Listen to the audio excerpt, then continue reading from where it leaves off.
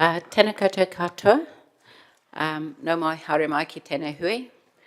A very warm welcome to the Community Committee meeting and a special welcome to students from ETC who are here for the first part of the meeting. It's lovely to see you here. So we'll start the meeting with a karakia. And do join in if you wish to. Tū taua mai I runga, tū taua mai I raro, tū taua mai I roto, tū taua mai I waho. Kia tau ai te Māori tū, te Māori ora, ki te katoa, home e, hui e, taiki e. And just the English translation of that karakia is, come forth from above, below, within and from the environment, vitality and well-being for all, strengthened in unity. So just to let you all know that the meeting is being recorded and will be live streamed on the Council's YouTube channel. The health and safety requirements for the Council chamber are on the screen, so especially ask the visitors to just take note of where the exits are. So the exits are marked with a green running person. So if you hear the fire alarm, please leave by the nearest fire exit and evacuate to the assembly area, which is the clock tower in Te Maraeohine, the square. Smoking is prohibited in any council building, and a defibrillator is located outside the entrance to customer services on the ground floor. And if there are any near miss or incidents, please report to the committee administrator, who is Nico Granieri. So if you're presenting to the committee, please state your name before speaking and use the microphone. Push the right-hand side button, and when the red light is on, it means that the mic is on. We're expecting Councillor Orfe Michelad online. I'm not sure if he's here just yet. And we will start the meeting with apologies. So we've got apologies from Councillor Brent Barrett. Are there any other apologies? Oh. The Mayor. Thank you, Madam Chair. Look, it depends how long the committee goes for, but I may be an early departure after 3-ish. Thank you. Okay. I'm hoping we'll be done by 3, but you never know. Councillor Finlay. Also, we go too late. I apologise for early departure on council business. Thanks, Councillor Finlay. We'll note those two early departures. Is yours on council business, Mr. Mayor? Yeah, okay. So we'll add Councillor Finlay and the Mayor on council business early departure. Thank you. So we'll move to accept the apologies. I'll move and Councillor Hancock will second.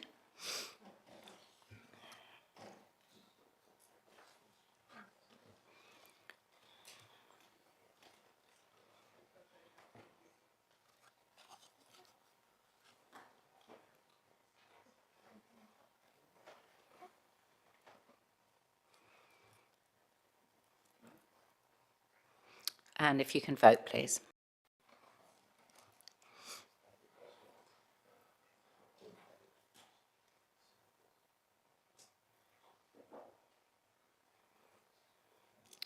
And that is carried unanimously. Thank you. Next is notification of any additional items. I haven't been notified of any. Are there any additional items? No. Item 4 is declarations of interest, and Councillor Wood. Thank you, Madam Chair. I'll declare a conflict of interest in the submission from Josephine Guthrie from the Kent Society Manawatu. Thank you, that's noted.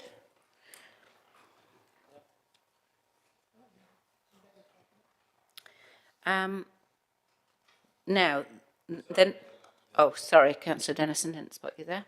Yep, that's fine. Thank you. I will just want to, in item 9, mention that I'm involved with homeschool people, but I don't see it conflicting my participation in that item. Thank you, Madam Chair. Thank you. Okay. Is there any public comment? I haven't been notified of any. No. All right. So that brings us on to item 6, which is hearing of submissions on the draft health promotion policy 2024. And before we hear from submitters, we need to pass the couple of recommendations.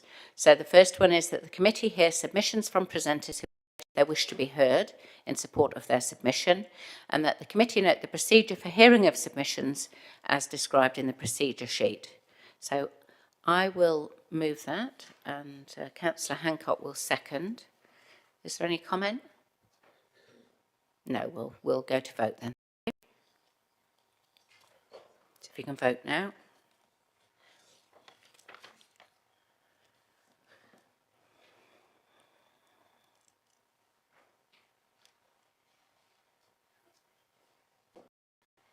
And that is carried, 12 votes for and none against. So just for those who are submitting, just general guidance, you have been allocated 10 minutes each. You can take it that your submissions have been read by members of the committee, and I would suggest you just speak to the main points. There's no need to read the whole submission out. And if you wish, allow a little time for questions from committee members, but we'll be sticking to the 10-minute time allocation. So when your name is called, just come and take a seat at the table, turn your microphone on, and make sure that you're quite close to the microphone because the sound system doesn't pick up quiet voices very well. So first submission is from Josie Guthrie from the Cancer Society Manawatu. So Josie, welcome back since we saw you this morning. You've had a busy day. And councillors, this is submission number 45 on page 149 of your papers. So Josie, when you're ready, over to you. Good to see you all again.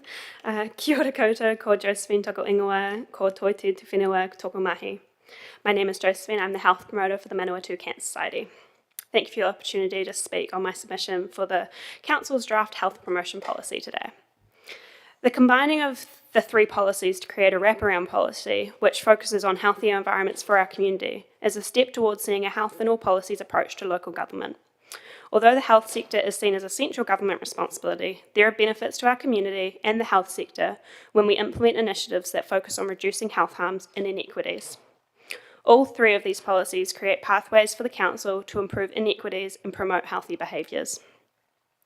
Smoke-free and vape-free environments has had tremendous support from the community. The promotion nationally and locally of this initiative has helped to deter misinformation and inform people to make healthier choices. Recently, at the Smoke-Free May event at Youth Space, we had some great korero with the rangatahi about the effects and ingredients of both tobacco cigarettes and vapes. The majority were surprised at the information, as well as to find out that PNCC has a policy.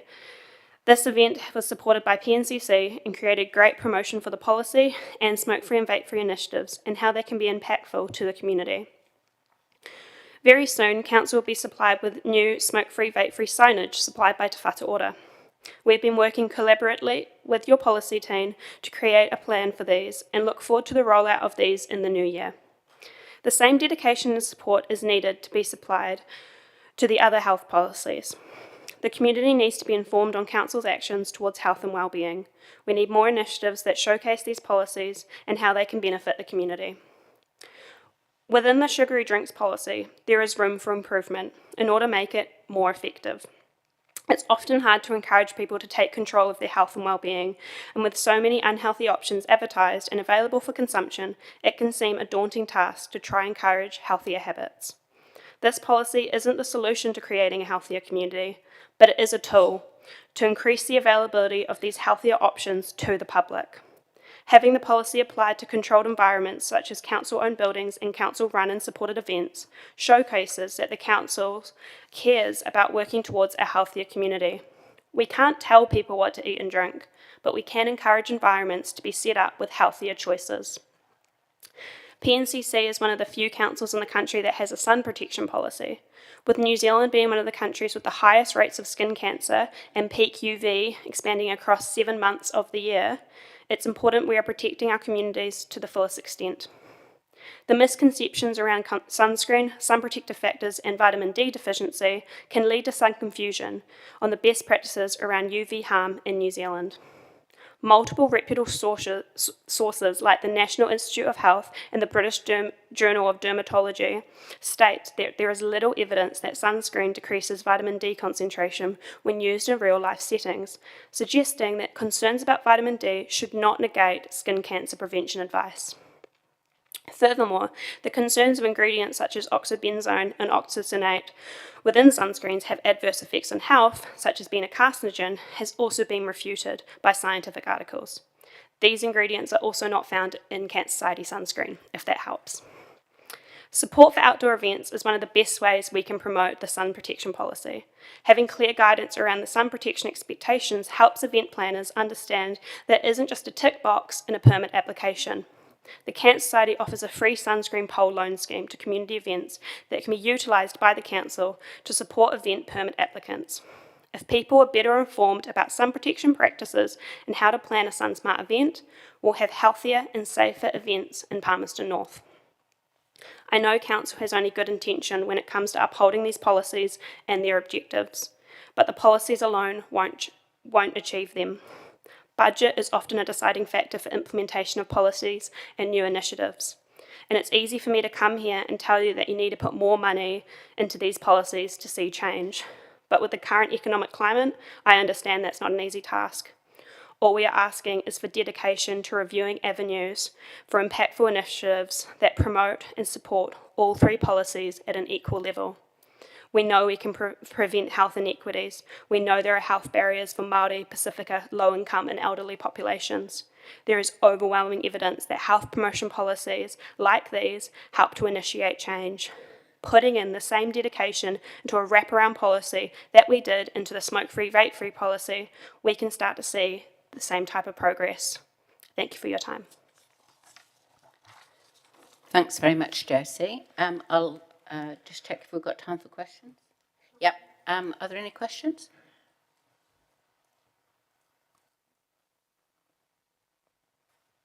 No? Well, you've done a very good job in explaining your submission then. Thank you very much. Thank you.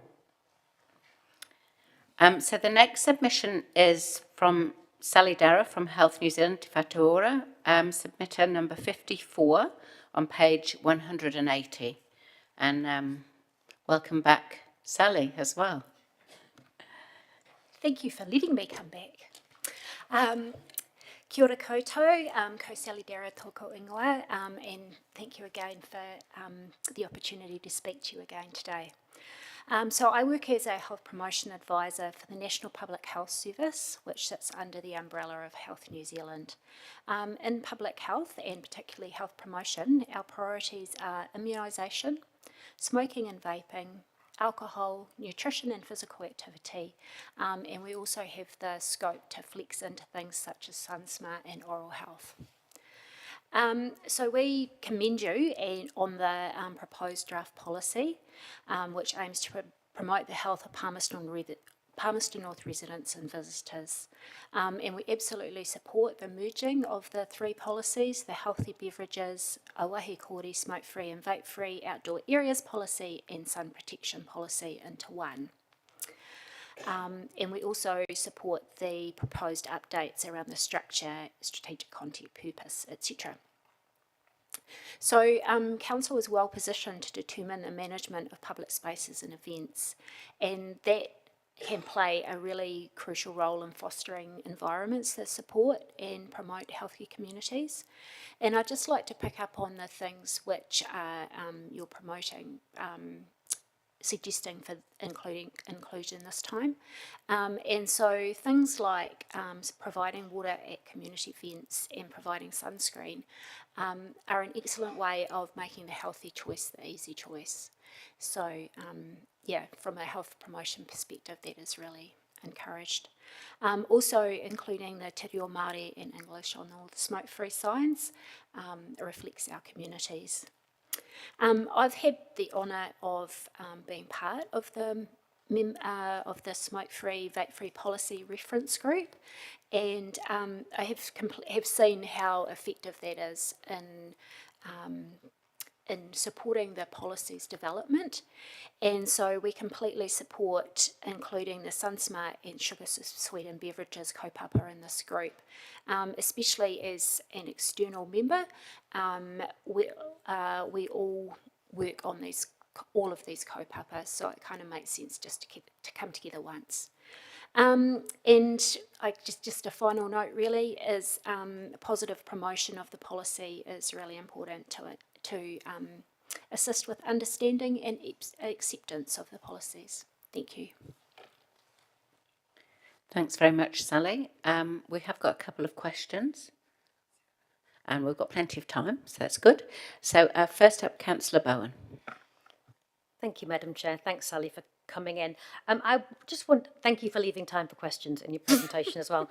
I wanted to ask you if you had a comment. There's been other submissions that said these policies would be more effective kept separate, and you've submitted that you strongly think it should be combined. Why do you think combining them is better than keeping them separate? Well, I guess quite a few of the settings that they are in, such as events, like you probably only want to talk about that once in the event. So, for example, if we've got a toolkit for somebody who's running an event, then if you cover off all of those things, then that's just a simpler way of doing it.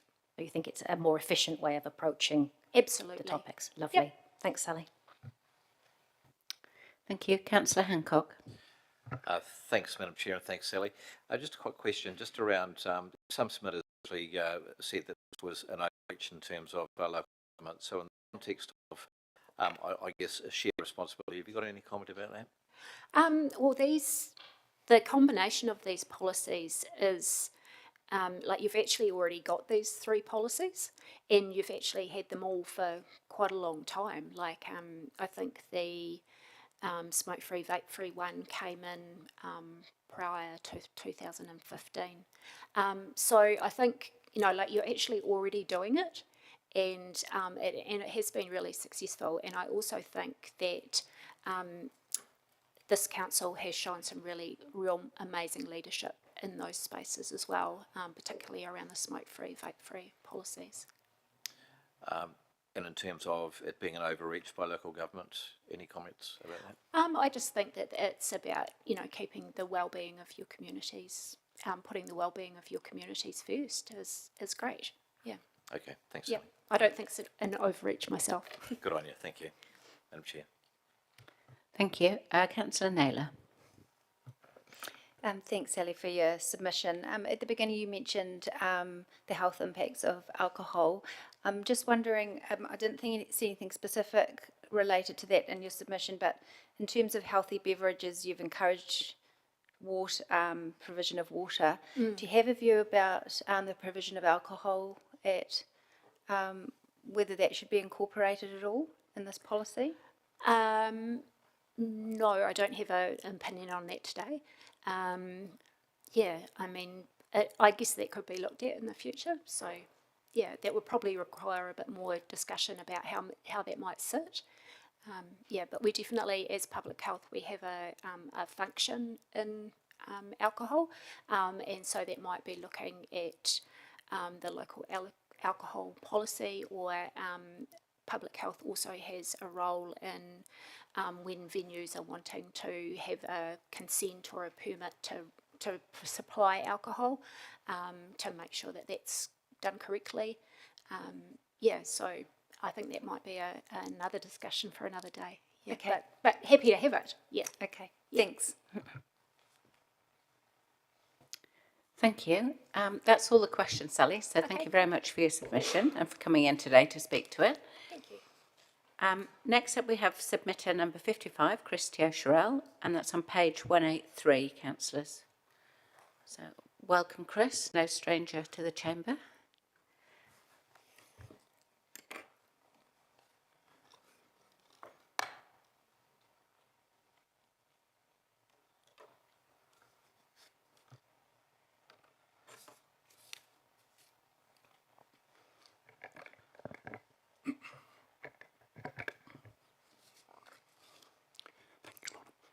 It's really good to be here today.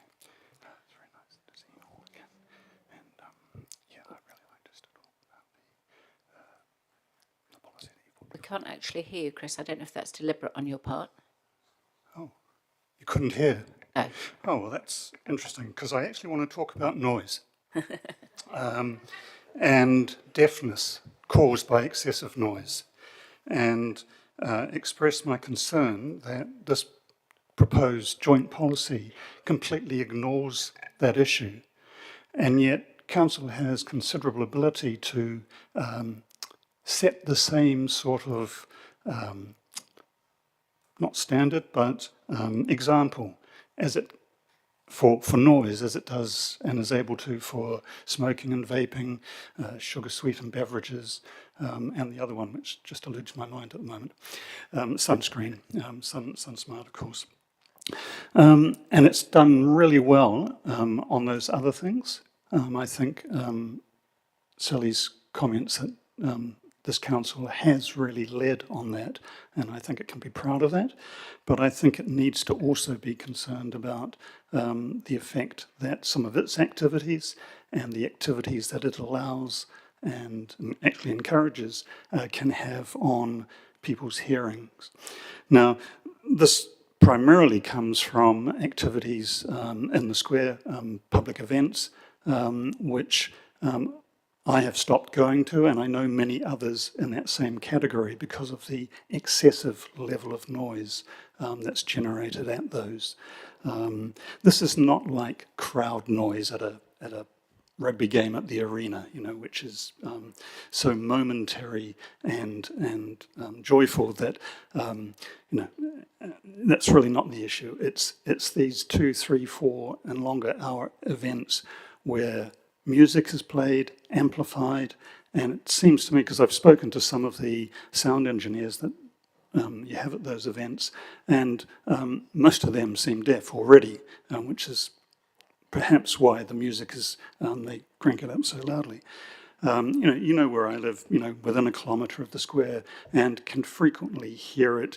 I have to shut my windows, so that is how loud the noise is. When I used to go to events in the square, it was really impossible, even at the furthest point on the quadrant in which the event was being held, to have a conversation with anybody. And I would have thought that public events, at least one of the purposes, was to encourage and enable public interaction with each other through conversation. So really would like to see you, if not at this stage, get it on your work plans for developing a policy that you might say is, what would you call it, good hearing policy or something like that. You get the drift. Two other points that I'll make, just actually from reading other people's submissions rather than my own.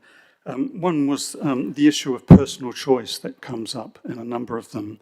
And I've read some of the arguments, and I think they fail to recognise that there is not just a personal cost to excessive consumption of sugary beverages, to smoking or vaping or frying yourself in the sun. There is also societal cost, and through the medical system primarily. So I really think that issue of personal choice should be ignored. There is still personal choice. People can always take their own sugar-sweetened beverage with them if they wish, and consume that. And this is about the provision of those at the events and other places. Think about seatbelts as a perfect example of leave that to personal choice. But what happens when somebody does have a crash and they're badly injured? The rest of us pick up the tab for that. So that's an example of that societal cost. The second thing is that this absolutely is council's business. Some people are saying, keep out of it, it's outside your remit, etc., etc. I don't agree with that. More or less for a similar reason, is that our medical system, which picks up the the consequences of people consuming these things excessively or doing them excessively. It's the ambulance at the bottom of the cliff. And as a society, we need to take a much more proactive and preventative approach, and these policies help to do that. And I'd really like to see, and I know council does this to an extent, but I'd like it to be extended to work with schools, employers and others, so everybody's playing the part to send the same message. Okay, thanks very much, and any questions, happy to try to answer them. Thanks very much, Chris. Couple of questions. Councillor Wood first. Thank you, Madam Chair. Thank you, Chris.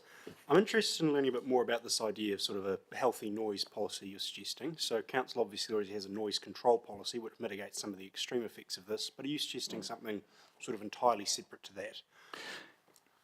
It could be, yeah, it could be separate. It's really addressing a different sort of thing. This is about public place noise that these policies, that council has influence over. Whereas those noise control regulations, that's really to do with noise emanating from private space and affecting others on private space. This is about noise affecting people in the public space at public events. Makes sense. Thank you. Thank you, Madam Chair. Thank you. Councillor Bowen. Thank you, Madam Chair. Thanks, Chris, for coming in. I just wanted to follow up on your comments about the wider societal benefits of these policies and the comment that's come through in submissions about council needs to stick to its knitting. And you clearly think that it is council's knitting, but the point the submitters were making was that it shouldn't land on ratepayers. If there's a wider benefit, that's a government responsibility, not a council responsibility. So I wondered if you had a comment on that. Have you been up to ED recently and seen the state of the agency that might bear the responsibility for this? I'm not interested in arguing whether it should be ratepayers or taxpayers. It's all of us. We all pay for it.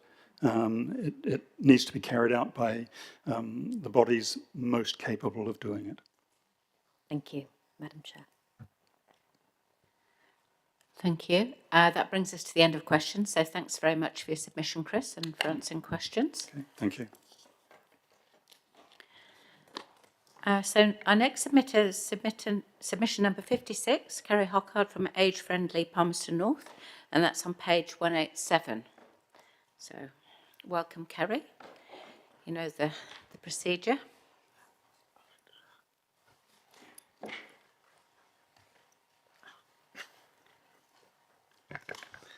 Kia ora koutou, ko Kerry Hockard ho, and I'm part of the Age Friendly Palmerston North group, and alongside me, this very esteemed and revered man, Russell Hallam, who's the chair of our group, and he's here to offer his support and years of wisdom as well.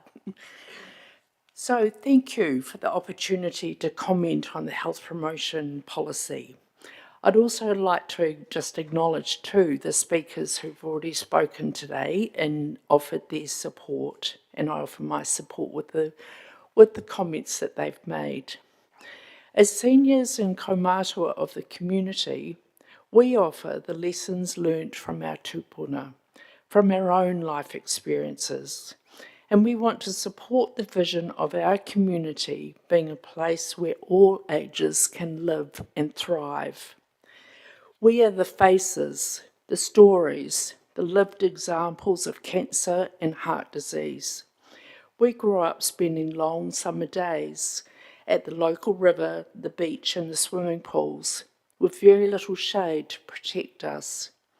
The SunSmart Schools program that I was a big part of in my earlier days was launched in 2005. And this came about with the growing awareness of the harm caused by overexposure to ultraviolet radiation. Until 1990, it was considered normal to smoke in workplaces, cars, buses, trains, and also while eating in restaurants and taking a family to the local park.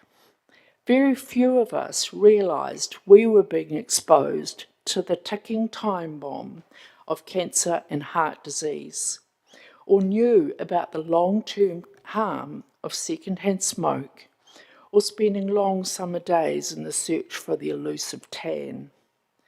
Consequences have been far-reaching, with many of us now living with the scars of melanoma, other cancers, and learning to cope with the ongoing uncertainty of recurrence.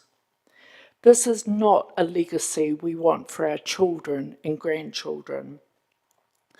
The previous sun protection, healthy beverages, smoke-free and vape-free policies all shaped our environment in recognition of the growing concerns. They included shade in our parks and normalised smoke-free and vape-free behaviour and made healthy choices easier choices. For several years, our council has been regarded as one of the top 20% nationally providing shade in our public playgrounds. We were also regarded as early leaders in key smoke-free and vape-free policies. By combining these policies, the health promotion policy has the potential to offer a comprehensive approach to community wellbeing. It's good to see that tree planting and the maintenance program and shade audit have been included. Trees give us a rich biodiverse environment and help reduce our carbon footprint. But there's some key elements that are missing.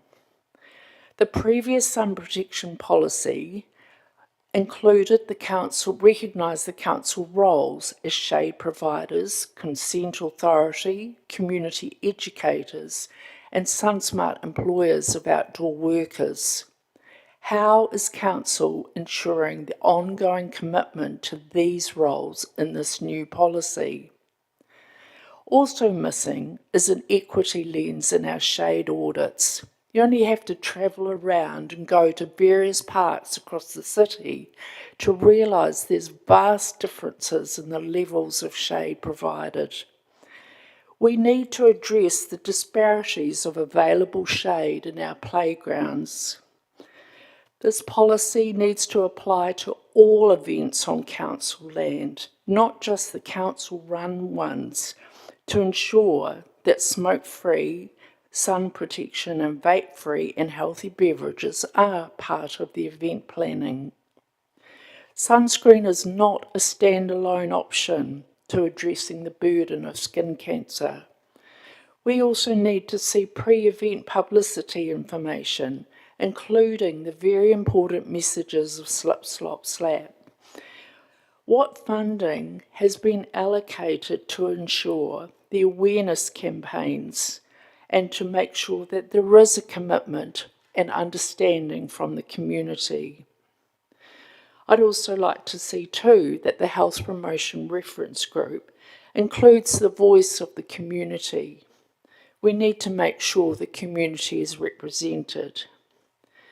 It'd be wonderful for all of us of all generations to be able to enjoy our beautiful outdoors and not put ourselves at further risk of cancer and cardiovascular disease as we age.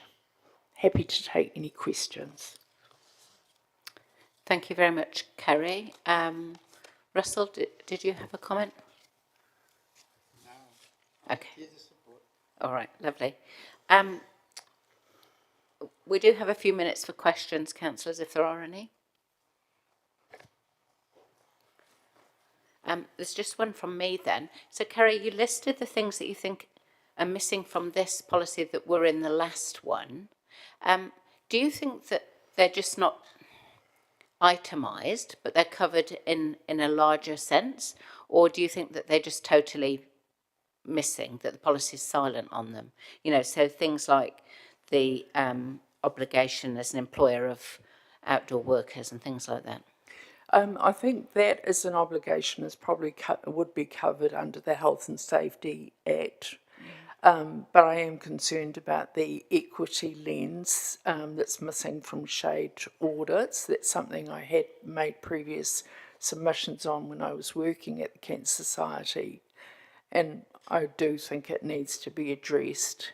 And I think too, we can't just keep relying on providing sunscreen at community events without the role modelling, without looking after the volunteers, without making sure we're looking at the timing of events as well, and how much shade is there provided in that particular setting.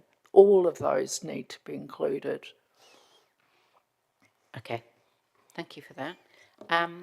No further questions, so thank you very much for your submission and for coming in. We'll just allow the ETC students a chance to exit. Thank you very much for coming in and witnessing some New Zealand democracy in action.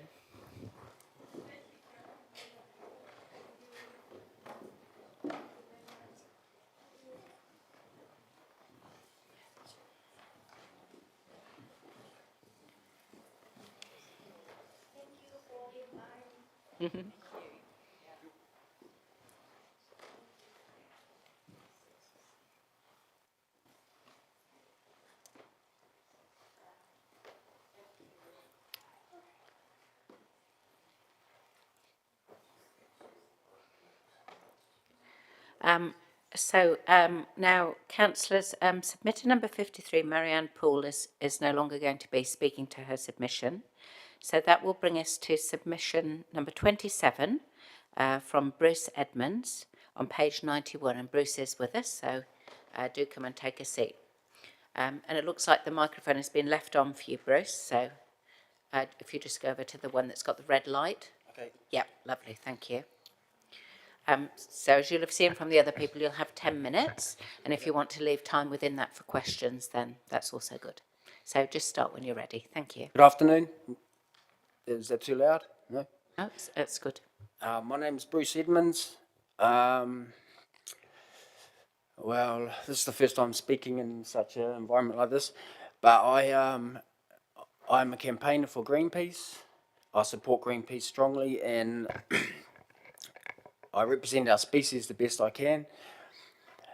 Being with Greenpeace, we intend on living by a zero harm policy, which, well, it can get pretty extreme, but that begins with environmental harm. We know we do not inflict any environmental harm. We do not inflict any harm on any other animal or any other person or even ourselves. So that means cigarette smoking, drinking of alcohol, anything that is not benefiting our health is considered harmful to ourselves. So when I got an opportunity to submit, I read some of those policies and I thought, man, I could have a good say to some of that. And I've heard some of what has been said. And they have good points of views, but I think anything in society that is not good for us, there's no health benefits like alcohol, there's zero health benefits. Cigarette smoking, there's zero health benefits. Being with Greenpeace, we're veganism, so, you know, with zero harm policy, there's no killing of animals, and obviously eating dead animals is not good for us. So anything that is not good for us should be removed from availability. You know, and it could be considered economically nourishing, I don't know, help with money, but ultimately it costs us more in the end with healthcare, healthy minds, healthy bodies, healthy society. So I think economically, all of those things, it would be beneficial to remove them all.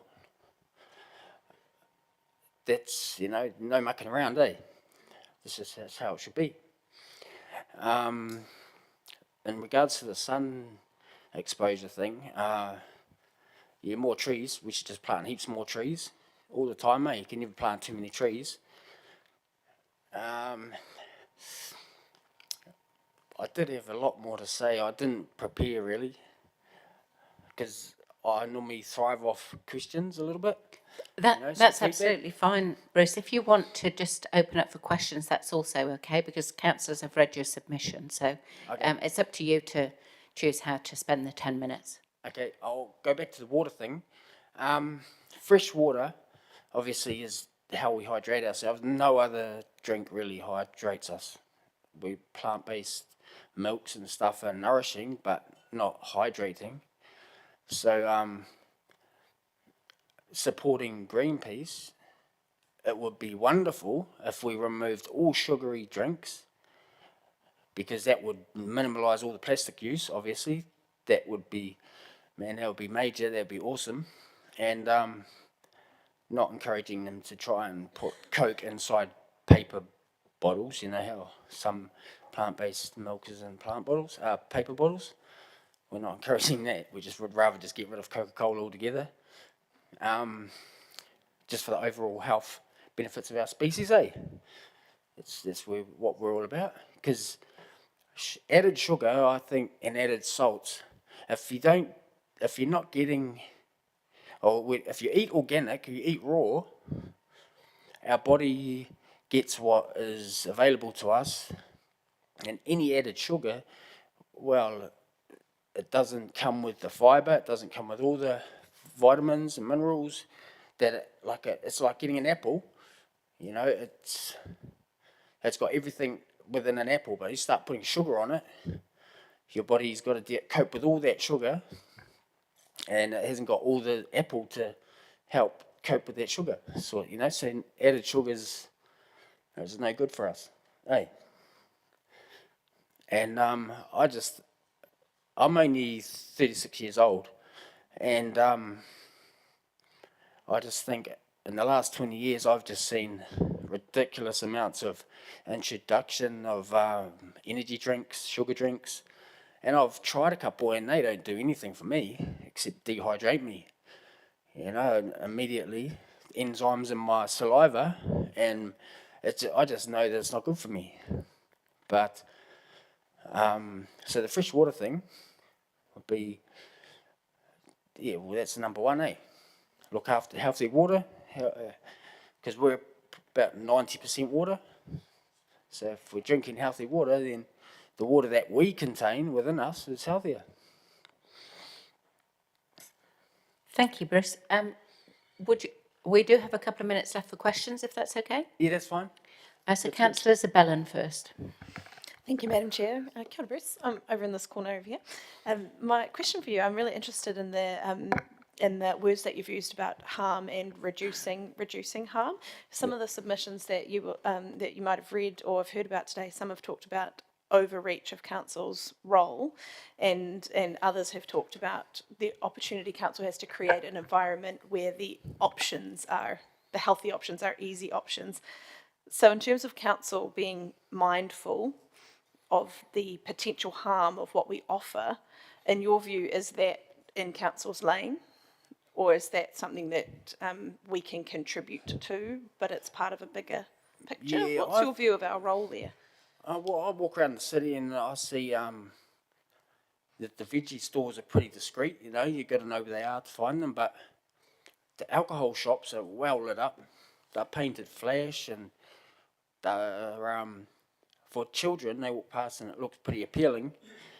They don't know it's alcohol unless you tell them, but like that, yeah, I suppose there's too many alcohol stores, and they'll the strength that they go to, you know, the effort that they go to for advertising it, it's like deliberate poisoning of our youth, eh? I think a liquor store should be hard to find. It shouldn't be on every corner. Same with cigarettes and vapes, you know, I thought we're going smoke free, and then all of a sudden these vape shops open up, and now we've got vapes and tobacco. And the vape shops, you know, they're pretty appealing too if you're a child walking past. And the smell of some of that stuff, if you're a child, smells quite like lollies, eh? So I think. So we've got a long way to go. Sort of. Yeah, I don't know who allowed the vape shops to come into the country, but they didn't introduce a recycle system. There's vape parts and components everywhere. You'd think that they would have introduced some sort of reuse system or recycle, because they're responsible for all these components, eh? But in regards to the council, I think the council is just a branch off the government, and I don't know too much about who they're taking orders from, but obviously people only care about finances. And is that sort of answering your question? Yeah, that was helpful. Thank you, Bruce. Madam Chair. Thank you. Councillor Wood. Thank you, Madam Chair. Thank you, Bruce. I just want to get an understanding of what your view is on sun protection, because you've kind of given two different answers. So in your written submission, you've said you more or less don't support the policy, you're not sure. In your answer, you said you'd be encouraging us to provide more shade and more trees. So I just want to get a feel of where you think the council should be going. Well, when I'm in the sun, I never apply sunblock. I think just smart amount of time in the sun, and everybody's different. Some people get burnt in a couple of minutes. Some people don't. Some people just get a tan. And I think it's sort of, the sunblock thing, it sort of treats the sun like the enemy. Hey, it's not the enemy. Hey, but I do support any form of protection, eh? We don't want to inflict any harm on anybody, and if you can, like with living the zero harm policy, you've got to do everything in your power to ensure that the environment that you're in, there is zero harm inflicted. So you've got to be careful of crossing the line of being responsible for who you are responsible for. If you attempt to take responsibility for someone else's responsibilities, you automatically become irresponsible in a way. But you can always make suggestions and make something available, eh? All right. Thank you very much. That's how I feel, anyway. Thanks very much, Bruce. That's the time up. So thank you for your submission and for answering questions. We appreciate it. That's cool. Thank you for this opportunity. And I'm going to sit back up there and listen to, and hopefully get another opportunity like this. Thank you very much, Bruce. Much appreciated. Councillors, we've already moved these recommendations and voted on them. So the next item is the confirmation of minutes on page 193. And unless anybody has a comment or an objection, I'll be intending to take the part 1 public and the part 2 confidential together. So is there anybody that wants to raise anything in the part 2 that would mean we'd have to do that separately?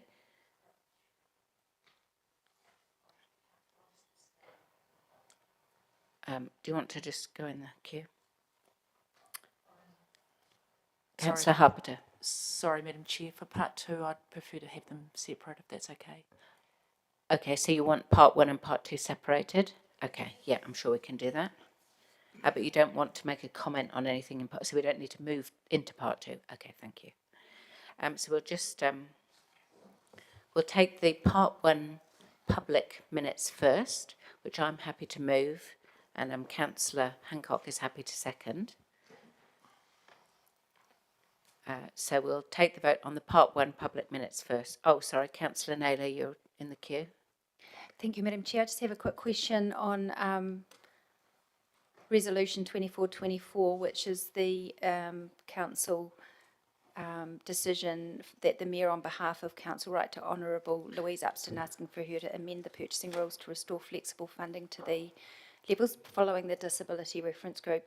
I'm just wanting to know if that's been actioned.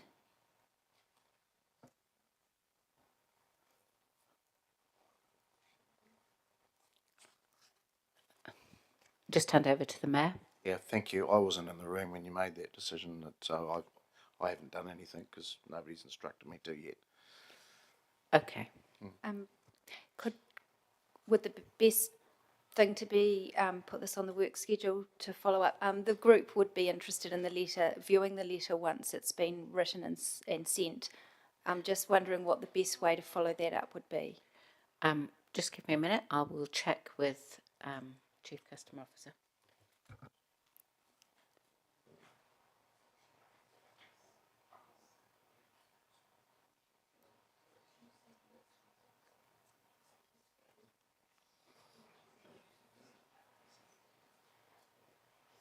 Yeah, so the advice is that we can put it on the work schedule, so that we can have a sight of the letter, I guess, before it's sent. Thank you. I don't need, I wasn't suggesting we should have oversight of the letter. I just thought for it to be circulated and ensure that it's been actioned, but I'm happy to follow up.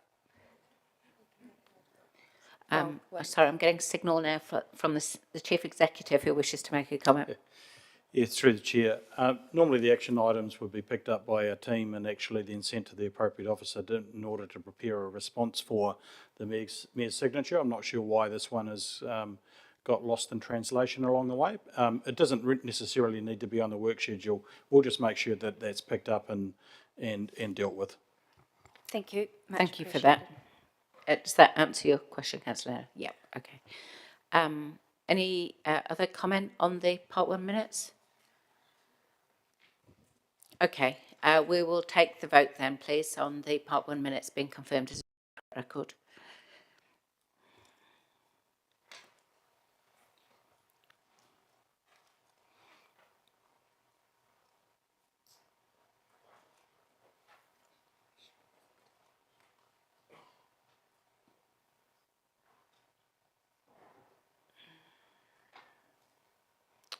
And that is carried 10 votes for, 1 against and 2 abstentions.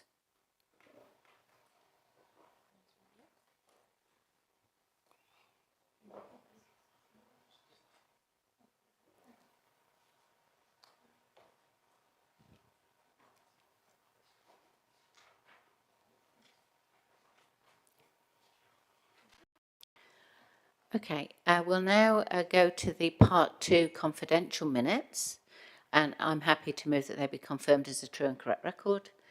Seconded, Councillor Hancock. Open up for any comment.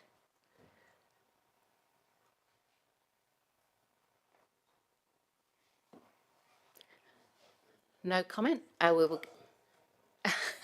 Well, yes, I know it's Part 2, but I thought if I moved on too quickly, someone would object.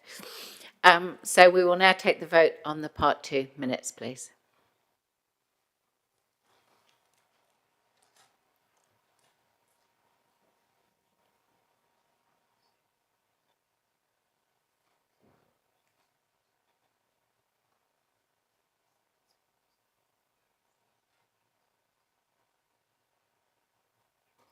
And that is carried 8 votes for, 1 against and 4 abstentions.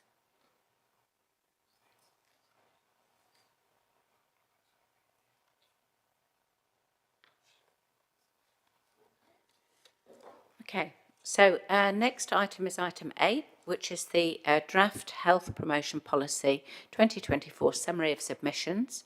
I'll invite Stacey Solomon, policy analyst, to present the paper.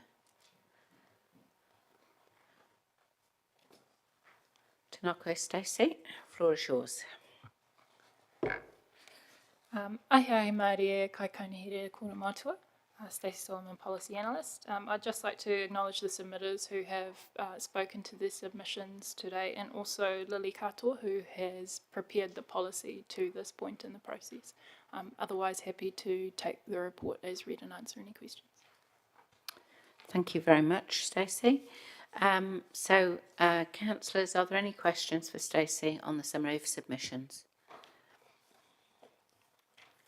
Councillor Dennison. Thank you, Madam Chair. The one submitter has highlighted the noise being a consideration and wondered what your thoughts were, whether it would sit for consideration within this draft health promotion policy, or maybe even better suited in a nuisance properties and health under the nuisance policy, bylaw, just or where you might suggest it might sit better. Sure. Through the chair, I suspect that controls for noise would not sit appropriately in this health promotion policy. Our district plan process does make a number of rules around noise in our city. Our General Manager for strategic planning may have comments on that, but for this policy, I would say no. They would be more appropriate elsewhere. Great, thank you. Thank you, Chair. Thank you. Councillor Wood. Thank you, Madam Chair. Just wanted to ask around the poll that was run, figure 1.8 on page 214. Do we have any protections or checks to make sure that, you know, for example, people aren't submitting multiple answers or multiple times, or is it just as it comes? This was around should sugary drinks be sold at council events and facilities. Sorry, could you say the page again? Page 214, the poll on the council Facebook page around sugary drinks at events. I guess what I'm asking is how much can we rely on that data? To this point, that poll, we haven't done any deep analysis on it. It is what it is on its face value. I am not aware of any other controls we have around that in terms of our social media. That's all good. Thank you. Thank you, Madam Chair. Thank you. Thanks, Stacey. There are no further questions, so thank you very much. So I'm happy to move that the committee receive the summary of submissions for the draft health promotion policy, healthy beverage, smoke-free and vape-free and sun protection 2024, and look for a seconder, Councillor Hancock, and I'll open up if there are any comments.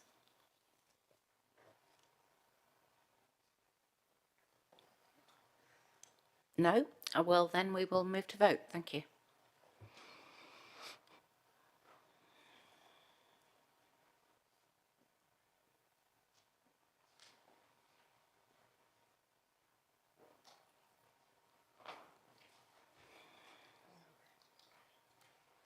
And that is carried, 13 votes for and none against. So the next item is item 9, and that's on page 239 of your agendas. And it's the Social Housing and Property Review Work Programme. So I invite Julie MacDonald, Manager Strategy and Policy, to the table. Cora Julie. Sorry, Councillor Dennison. Yeah, Madam Chair, this report is so intertwined with social housing provider and the Summerhill report, I think I will declare an interest and remove myself from this item. Thank you. Oh, okay. Thank you, Councillor Dennison. That's noted.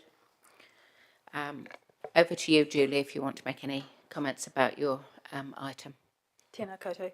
Yes, I don't have a presentation, but I would like to just make a few introductory comments.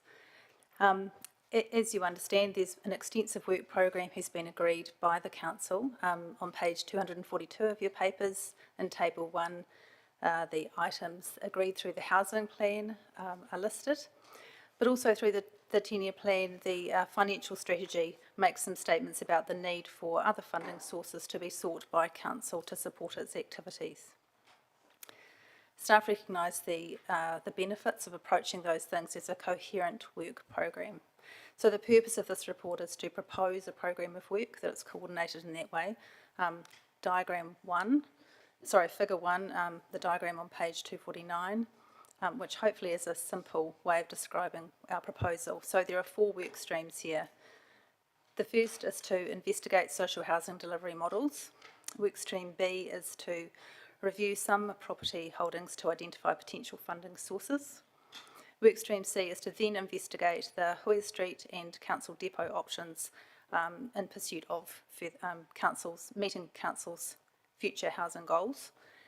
And then alongside those things, work stream D is to deliver a strategic plan for each property asset type, which I'm kind of referring to as an AMP+, and that work stream would be informed by the other work streams A, B and C. So at the workshop 3 weeks ago, we discussed draft terms of reference for work streams A and B. Those are presented today with slight revisions as a result of the workshop discussion. And also today, provided to you under separate cover, is Appendix 3, which lists the property assets in the 6 categories mentioned in the report. I'd note that some colleagues are here to answer questions about that appendix if need be. So councillors discussed potentially revisiting the Summerhays decision in order to perhaps allow a faster progress on some of the housing aspirations at that workshop. So the recommendations of this report are to progress the work programs as proposed, including the terms of reference for A and B provided in the report, and also to provide recommendations that would enable you to lift the summer haze reports from the table to progress those more quickly if you should so choose. I'm happy to answer questions. Thanks, Julie. Couple of questions from me to start with, and then I see there are a number of other people in the queue. In terms of the changes that have been proposed to the work plan as a result of the feedback from the workshop around the social housing work stream, can you explain what changes have been made between the workshop and now?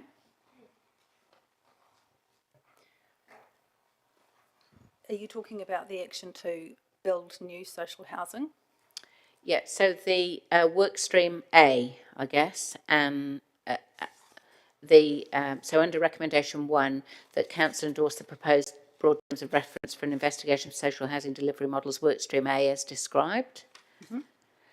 So is that any different to what was presented in the workshop? Not in terms of timeframes, but there have been some minor amendments made to the criteria for assessment.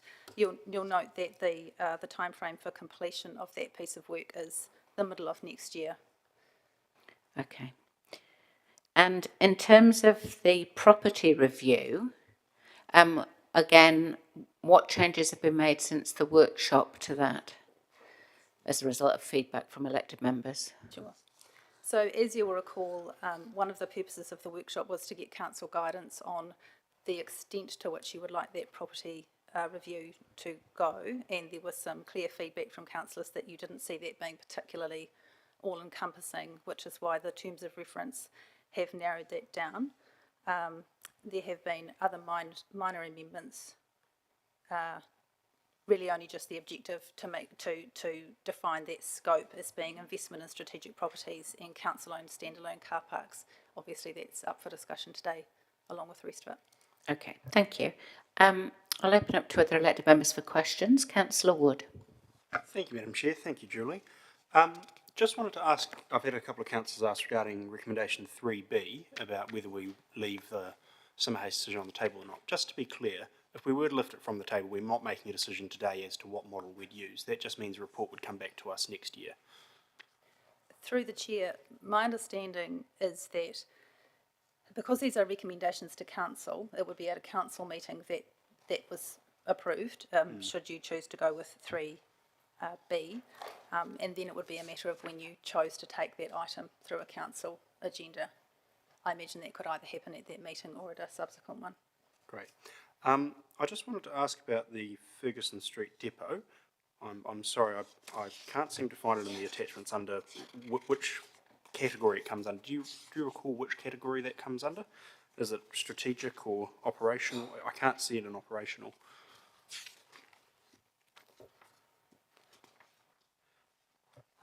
We'll have to come back to you. All right, I might Perhaps one of the general managers would like to do a word search while we're sitting here. Sorry, Madam Chair, I'll leave it there and I'll come back in if I can find it. Councillor Bellin. Thank you, Madam Chair. Kia ora, Julie. My questions are about the Workstream B terms of reference and about the criteria that we've got there. And I was just doing a bit of a compare between the criteria for Workstream A and versus Workstream B. And I noted for Workstream A, we've got a risk criteria and a partnership opportunities criteria. And I just wondered why we wouldn't include a risk criteria for Workstream B or a partnership opportunities if we're looking at leveraging options? I don't really have a particularly specific answer to that. I guess these two terms of reference are developed as different kinds of pieces of work. One is very much options identification and then an assessment against criteria. I think the terms of reference for Workstream B is a bit more open-ended, and I would imagine that some more defined criteria and things that council was looking for would probably emerge as that piece of work carried on. There would obviously need to be further council discussions about what that was to achieve. Right, thank you. That because that's my second question, is that looking at those two criteria, specifically that first one, it's assessing a standard of delivery of outcomes against the entire city strategy, and presumably the 14 plans. So when I was looking at how I would apply that to just a random property on the portfolio, sort of went, how are we planning to narrow that down? And looking at those plans, there were a couple of specific actions across different plans that it could relate to. Is that the kind of level of detail that we anticipate drilling down to? Like action in the housing plan, for instance, that we would identify council land to evaluate for future housing use. Like, is that the level of criteria or linkage to the city Yes. strategy? I mean, potentially, I have made a deliberate comment here that there's the expectation is that council is wanting to deliver on its agreed levels of service, that it's not about revisiting that. That would be a 10-year plan discussion. So I guess anything beyond that is then looking at the different ways that, you know, levers could be pulled to leverage other funding or look at other models, would be within what council has just agreed through the LTP. Does that answer your question? Yeah, so it actually benefits us to keep that a bit fluid at the moment as we work through I that believe so. investigation. Right. That's really helpful. Thank you. Thanks, Madam Chair. Councillor Naylor. Thank you, Madam Chair, and thank you, Julie. Just a few questions from me. You mentioned the workshop 3 weeks ago and that there was clear feedback on Workstream B. My recollection was that there was a varied feedback from a small number of councillors. Do you know how many elected members didn't comment at all on that aspect of the work? I do have a summary of my own notes from that workshop, and yes, there were councillors who didn't perhaps weigh in on that or some other aspects. What we've done is we've tried to take the themes of that discussion, which were that there wasn't a general appetite, or certainly not that was expressed, for a general review of all the property streams. There was also a view that the strategic and investment properties were probably a priority, but there was specifically noted and agreed by several councillors that things like standalone car parks, as opposed to car parks that were attached to community centres, for example, were potentially on the table. So the terms of reference here are a best guess in terms of where we see both a viable program of work for 6 months next year, but also that reflects councillors' views, and then that's what this recommendation tests. I suppose you're absolutely able to amend those terms of reference today. So when you feel that you get clear feedback or guidance from council in a workshop, how do you take account for elected members who don't speak because there's no votes? Sure. So council advice is not only a vote-taking exercise from a councillor workshop. We could well give you advice that was counter to all of your views in a workshop because we didn't think it was legal, viable, possible, any of those sorts of things. What we have tried to do is take into account the views that were expressed on that day. Okay, thank you. And in terms of how narrow the scope is that's proposed in the draft terms of reference for Workstream B, I'm not sure if this is for you or for someone else in terms of finance, but in terms of what's outlined in our financial strategy and the LTP, in terms of finding alternate revenue generation because of the shortfall in our funding or our over-reliance on external funding, do you think the narrowness of the scope will accommodate the needs that are expressed through our financial strategy or the... I'll make an initial comment and then I might just hand it over. So my first comment would be that this piece of work would not be the only council response to that financial strategy statement, but that there was an assumption made by SLT that property assets would be a starting point for that work. But anybody else want to comment? Yeah, through the chair. It's me. Yeah, exactly as Julie has described it, I'd imagine that as we start to go through this process of identifying the potential properties and the terms of reference that have been applied, that it will create further conversations that would then be brought back into the chamber. Okay, thank you. Just in terms of that list that's outlined on page 254 of the potential property asset management plan items, I agree, there was some clear views expressed around the first 3 or 4 of those. But the one I'm interested in understanding, the recreational land and buildings, does staff consider that there could be opportunities for revenue in that category that could be explored if that was included? I mean, I guess potentially any of those categories are on the table. I think that that particular category probably brings its own degrees of difficulty because of the Reserves Act and how various assets are held by council or operated on. But yeah, that's up for you to decide, really. So if, just for an example, if there was a piece of land that was under that category, recreational land, that a small portion of it was identified for the use of social housing, for example, if we don't include it in this piece of work, can that be explored fully, or would that have to be a separate piece of work? I think as Wade has commented, that this piece of work would be the beginning of council looking to fulfil that sort of financial strategy statement. I think a useful piece of context would be for council to perhaps have recirculated the piece of work that got done several years ago to look at all the council property land in parks property holdings, because there were some really probably useful submissions and discussion that happened around the council table at that time. And how many years ago was that? I think that some of It's an that's Aaron referred. Phillips institutional knowledge question. I think that's referenced in this paper as well. Yes, that's right. Okay, thank you. Just a final question, Madam Chair. Page 249, the graph with the time frame. I think some of the feedback was how perhaps at the workshop it was discussed how perhaps slow that some of that was, and the note underneath that is about council cannot transfer ownership unless it goes through an LTP consultation process.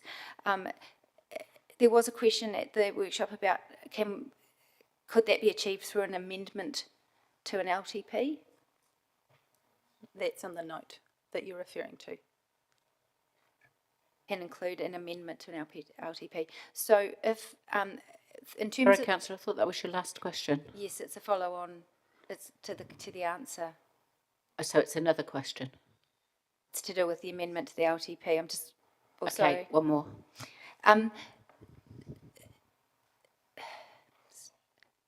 So if we were to do an amendment to the LTP, could that time frame be shortened? That between 2025 and 2028, it looks like there's not much happening. I think this is one of those things that I guess we would potentially provide advice that might not be very popular, because I could put all of those things happening before Christmas, but that's not actually possible. So I think this is potentially something that is deliverable. If you want any of those things to happen more quickly, then I guess that will need to be directed. Okay, thank you, Madam Chair. The Mayor. Thank you, Madam Chair. I just have one question. Julie, so one question with 2 parts. And on page 255, where it says this is on the terms of reference for workstream B, and at the top there it says scope, the review is limited to investment and strategic properties, and then council-owned standalone car parks. Does road reserves sit in any of that? So the purpose of circulating attachment 3 was for you to be able to have a look at the different properties and perhaps have a wee click around the maps to look at any particular properties that you wanted to pursue. I mean, there would be opportunities, I suppose, for you to, yes, that's right, for you to raise particular examples. I'm not sure of the specific answer to your question. Yeah, that's good. No, that's good. And what about buildings on recreational land, like arena, twin turfs, chalet? Are they deemed already leveraged? That's not really a question for me, I don't think, but they are listed in that attachment. Yeah, but they're not in the scope, are they? Not thus far, no. Okay. Can somebody answer the question? Yeah, Chris Tyberg, General Manager Infrastructure. So I don't believe they're in the scope at this point, but it's, illustrates the potential difficulty you have if you want to be too specific about what it's limited to, because there are lots of things that could be on the fringe that may be quite useful to have a look at. Sorry, Chris, I think the question is more, are they leveraged thus far? That's more the tone of the question. Yeah. It's more of a how they operating now. I don't believe so. Okay, all right. I'll leave it at that. 2 parts to one question, thank you. Oh, was at least 3 questions there, Mr Mayor. Councillor Wood. I feel like I don't want to tell you how many questions I have now, Madam Chair. No, it is just one. I found what I was talking about. So the Ferguson Street Depot is listed as an operational property as the Albert Street Depot. That's why I couldn't find it. So my question is, given that's specifically excluded from the scope of this review, will that inhibit our ability to review the best use of that depot? So the depot is already identified in the housing plan as being something that council wants to look at for future use for housing. And so what we're proposing in this work stream is that the look at the depot and also the Hoya Street site follow on from those other pieces of investigation. But council's already made a determination, at least a broad one, that the idea is to look at that for housing. Thank you, Madam Chair. Great discipline, Councillor Wood. Councillor Nelly, you're back in the queue. Thank you, Madam Chair. I do have a further question that arises from the Mayor's question around road reserves. So, and also, so which, I'm looking at page 254 on the list, the bullet points, 1, 2, 3, 4, the 6 bullet points. Which one would road reserves be included in? Which one? The top one. The voting reserves are generally covered under delivery of council services. Okay, so if council were interested in expanding the scope of the review to anything outside of the 2 bullet points that are outlined on the next page, what would be the best process to have that expanded? Would it be an amendment today to the terms of reference? I think potentially either today or to council when this report goes to council for agreement. Okay, thank you. The Mayor again. I have unlimited questions. No, only just one. So I'm just looking at list, and I'm thinking of what's going around the table at the moment. Julie, if there was a view that officers could find, maybe came up with something that was a bit bespoke, could we somehow work that into the terms of reference? I'm just seeing it as quite limiting, and I don't want to go through and cherry pick that road reserve, this road reserve, that. But if there was something that the officers, and I heard that perhaps Arena is not as leveraged as much as it could be, would it be best to have some sort of clause that says in any other bespoke? I guess my response to that would be that given that there is already obviously quite a lot of enthusiasm for getting on, the longer that council spends agreeing what it is that's in scope, the longer it will be before that piece of work can be begun. So perhaps an appropriate response would be to say to start. I mean, this is not set in stone. There'll be a resolution that either does or doesn't adopt this terms of reference. A piece of work will be done that has a particular scope. It is already helpful to know the sorts of things that you're saying, as far as we understand, are definitely out of scope. But if there are some grey areas, then it would be helpful to have those signalled so that that piece of work can look at those. Okay. I don't think there's a huge amount of grey areas, but there is a little bit. Yeah, there you go. I'm entering into comment, sorry. Right, that brings us to the end of questions finally. Thank you very much, Julie. Okay, councillors, I will move the recommendation to Community Committee that the committee note the content and timeframe of the 4 proposed work streams set out in section 4, and recommendations to Council. 1, that Council endorses the broad terms of reference for an investigation of social housing delivery models, Workstream A, as described in the memorandum titled Social Housing and Property Review Work Programme, presented to the Community Committee on 4th of December and Attachment 1, and 2, that Council endorse the proposed terms of reference for a property review to identify revenue generation opportunities, Workstream B, as described in this memorandum titled Social Housing and Property Review Work Programme, presented to the Community Committee on 4th of December 2024 and its Attachment 2, and 3A, that Council confirm its intention to await the outcome of an investigation of social housing delivery models, Workstream A, prior to considering the report stated 1st of May 2024, Summerhays Street Redevelopment Partnership Models and Summerhays Street Redevelopment Expressions of Interest Feedback. And I will look for a seconder.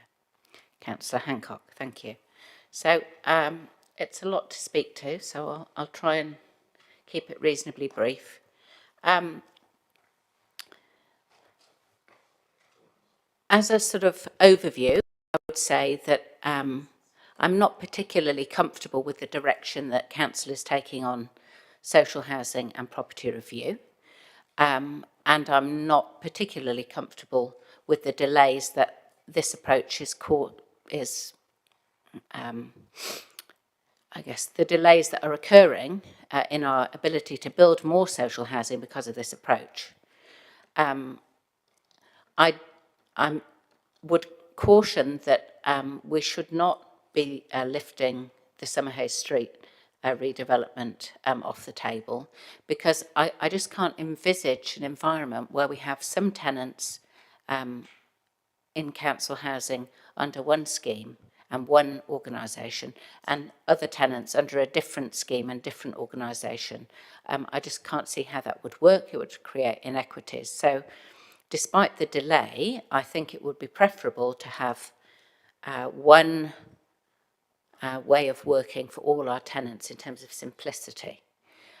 I understand that some councillors don't support social housing, don't think council should be doing social housing, and the other councillors who support it think we shouldn't be paying so much for it, or that ratepayers shouldn't be paying so much for it. I understand that.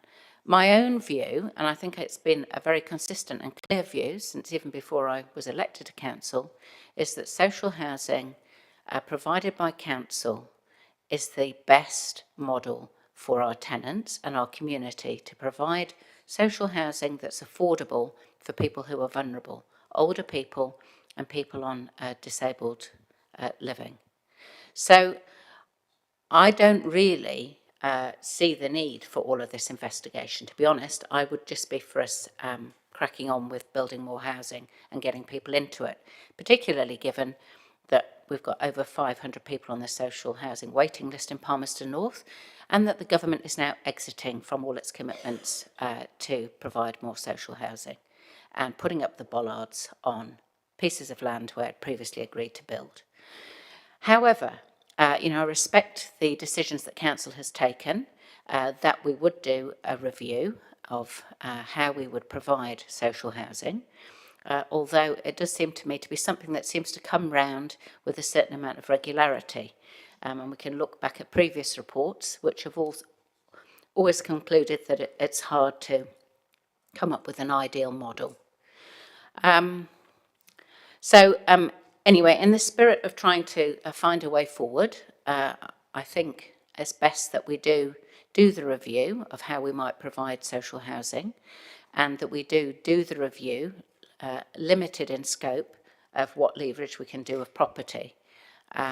But I will say that I personally would have preferred that we didn't go down this route.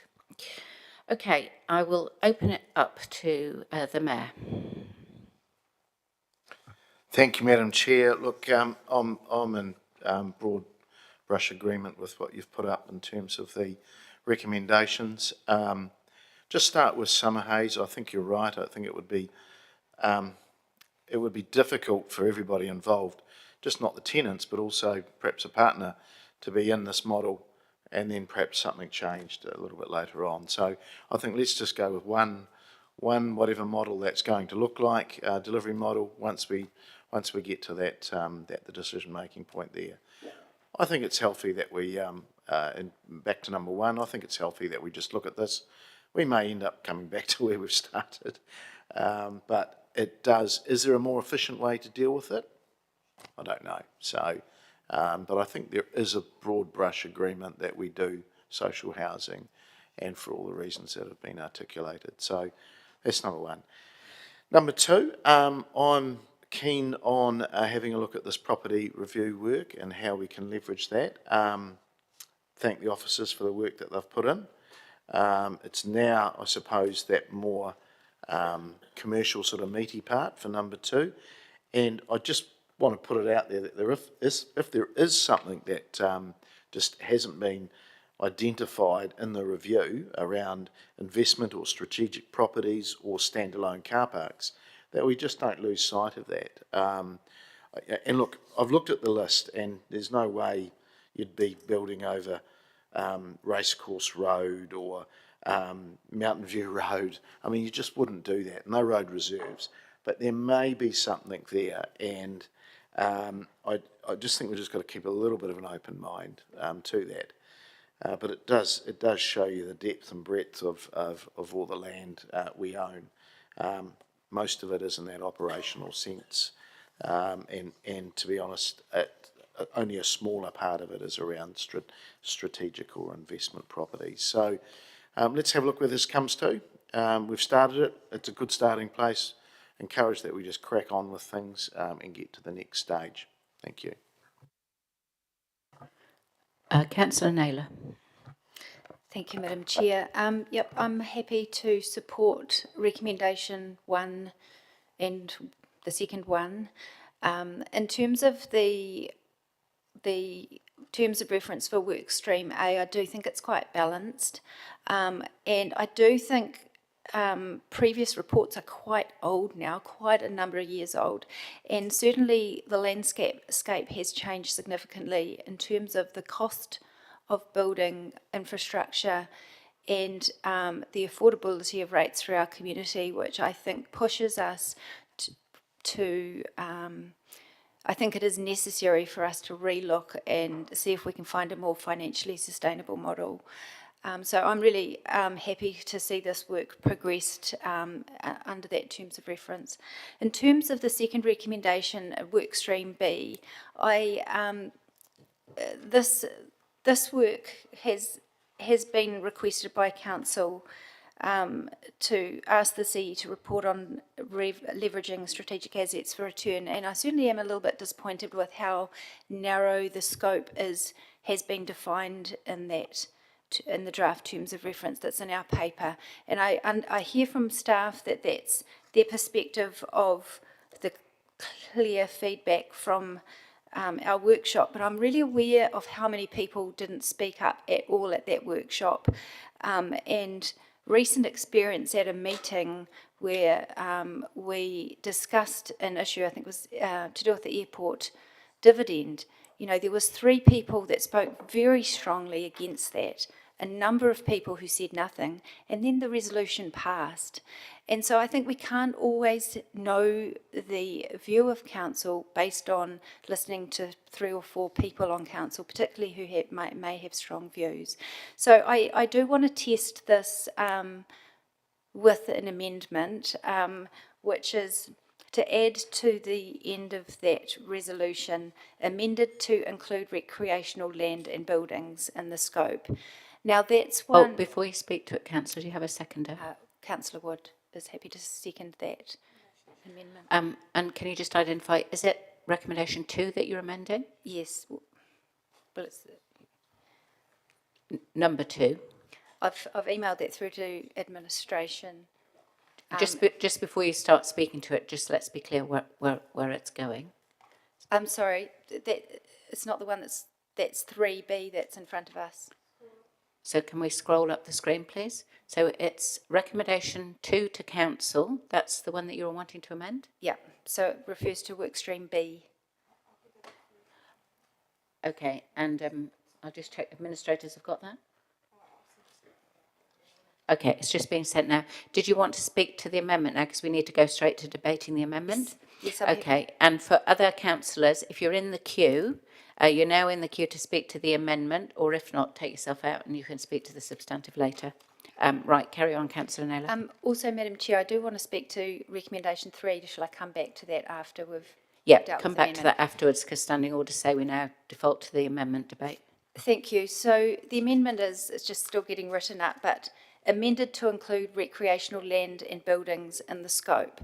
Now, I just want to make it really clear that this, if you're open to supporting this, this does not commit council to anything. What it does is invites us to become aware of any opportunities that may be in that space for us to leverage those assets. And just to be clear, that doesn't necessarily mean selling assets. It's about leveraging them. It could be utilising them or using them in a different way than they're being currently used, or any other opportunities that staff can identify. And I think through the questions it did become clear that perhaps there is, the Mayor even said, if there is anything else we've missed, we shouldn't lose sight of this. The best way for us not to lose sight of things that we might have missed is to actually include them in the scope and have a broader scope from the outset. I think the urgency of what is outlined in our financial strategy for this long-term plan is one which should make us be open-minded to consider different options that we may not have considered before. The percentage of our revenue that is from rates, that is reliant on rates, is increasing, and the percentage of our revenue that is from other sources is decreasing.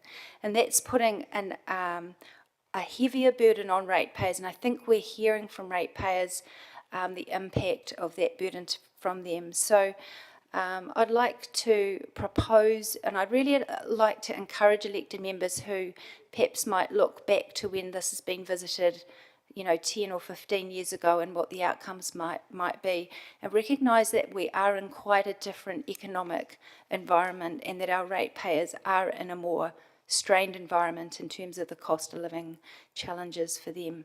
So I'll propose that and leave that for discussion. Thanks, Councillor. Councillor Wood, do you want to speak now? Thank you, Madam Chair. I'll just speak briefly on this, and that obviously most of the items in the recreational space are an immediate no, and officers are not seriously going to spend hours looking at, do we sell the Esplanade or do we sell Te Maraohine? But there are a number of, I think, quite reasonable pieces of land and buildings in this that we could look at. For example, I'll draw your attention to page 11 of the attachment, which refers to 4 plots of land owned for golf course. 100 Brightwater Terrace, 79 Rumahanga Crescent, another land there. And I think it's a very legitimate question that council should ask itself. Is that something that we need to retain ownership of? Is there more we could do to leverage the value out of that? Could we use some of that land for social housing and offer a 9-hole course rather than an 18-hole course? There's a whole lot of legitimate questions, and I'm not saying those are the predetermined answers. And I see some councillors shaking their heads, but seriously, the economic environment we're in, does council need to be owning golf courses? I mean, it's quite legitimate, or certainly land for golf courses. There's a significant amount of empty land that's not being utilised anywhere near as well as it could be at the end of Totara Road. We have a number of community facilities. Could we do more to leverage that and provide better spaces for community facilities there? Could we put prefabricated buildings at Totara Road, and then some of our more expensive inner city spaces that are leased to community organisations, could there be an opportunity to provide them with a new space out there and then lease the space we've got in the inner city for revenue? I don't know. All I'm saying is I think this is quite sensible for us to at least have it in scope, and for the councillors that are completely opposed to it, well, when the review comes back with potential suggestions, you can vote against them. I just don't see this as, I think we hamstring ourselves when we go with a very tight and narrow terms of reference, and I know you may not all agree with me, but I hope you can appreciate where I'm coming from, that there is land in here that is not, I don't believe anyway, I don't think would be controversial for us to consider the usage of it. Of course, this is not going to include things like the Esplanade, and the fact that it's written there, well, that's fine. The officers will go, does that meet our test? No, there is immense public value to that, so we're not going to review that. So it's, as the Mayor outlined his questions, unless we go through this and pick out every single line item of what we do and don't want to review, I think our officers can use some good common sense as to what's available in here that we could look at reviewing. And I, for one, would certainly be interested in the golf course land, I'd be interested. One of the items that isn't included in this, and I'd be open to it if another council wanted to put up an amendment, was the road reserves. For example, 284 Rangatiki Street on the corner of Rangatiki and Featherston. We've owned that for 10, 20, 30 years. As far as I'm aware, there is absolutely no intention of ever developing that land. It was a plan that happened 20 years ago that we were going to do something with it that's never eventuated. So do we need to continue our ownership of it? I think probably not. They're commercial properties that we're owning for no particular reason, but they're classed as operational, not as strategic an investment, which draws a question to the way that this is outlined. So if a council wanted to put up a motion that we looked at operational properties, I'd be very happy to support that. I think there are a number of operational road reserves that we perhaps don't need to retain. But anyway, this is just to test the waters on some of the recreational land that's available, and I hope councillors can approach this with an open mind and be supportive of at least looking at it. Thank you, Madam Chair. Councillor Zabellin. Thank you, Madam Chair. I agree. I do have some interest in considering some recreational land and buildings as in scope. I just wanted to pick on some words that we heard from the officers, particularly around grey areas and fringe opportunities, and that perhaps by narrowing our scope to the black and white, we may, as Councillor Wood says, hamstring ourselves for some of those grey areas and some of those fringe opportunities and just not explore them purely because they're out of scope. I agree that we're not looking to flog off assets, especially critical assets and not green space, but certainly I think to think outside the square about what our opportunities could be, particularly around partnerships, is an important consideration. And also just wanted to note that we will have some feedback coming to us on reserves usages and that in the near future, and that engagement with the public may give us some tangential feedback about the value of the recreational land and its value to the city and how they'd like to see us using it. And I wonder whether that information might feed into this at some point as an extra consideration. So I do have some sympathy with this. I think we could not look ourselves into the black and white when there are some grey areas that we could explore. Thank you. The Mayor. Thank you, Madam Chair. Look, I'm not going to support this. Can we just get some sensibility about this? This is sending such mixed messages. I appreciate Councillor Naylor is trying to drive the rates down, and that's essentially where it is, and Councillor Wood's now joined that conversation. If you're going to sell 100 Brightwater Terrace and 79 Rimahunga Crescent, you watch the community backlash. It's in the middle of the golf course for a start, and the other one's an entrance to a drainway. So you guys this is stupid. You're going to kill off any sensible conversation. It'll just get sidelined into councillors selling reserves. This is stupid, really stupid. Don't support it.